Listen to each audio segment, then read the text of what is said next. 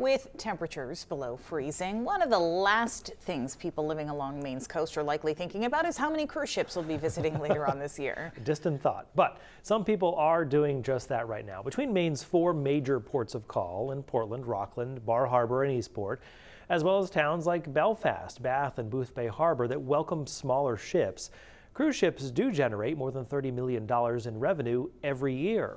And as some towns are debating whether welcoming all those cruises is worth all the money, Rockland is considering a boost in the number of cruises it allows. News Center Maine's Brianna Bush has more from the Mid-Coast.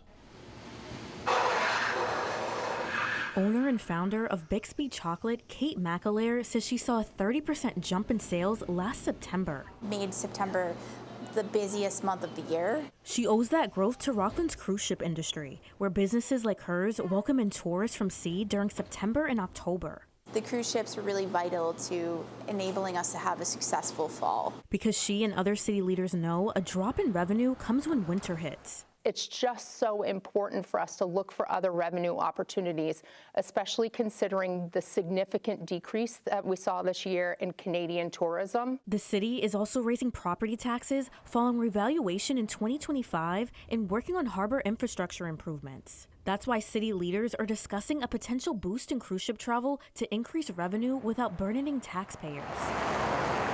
It's important that the city has funds available to do infrastructure work. And this is one way that we can achieve that goal without taxing the citizens of Rockland. The city currently limits cruise ships to September and October and had 8 ships pass through in 2025. Rockland city manager says if they move forward with the increase, cruise visits would double and help bring in about $400,000 to the city. That would be a good way to start replacing docks, pilings, electrical and water down at the harbor. However, leaders recognize concerns residents may have if this was to move forward, like the strain on its local infrastructure and traffic. I recognize that there are genuine environmental concerns associated with cruise ships, though there are concerns associated with marine traffic and travel generally. We invite people to be a part of this conversation. The city will be holding a workshop that is open to public comment about the boost in cruise ship travel on January 14th. In Rockland, Brianna Bush, News Center, Maine.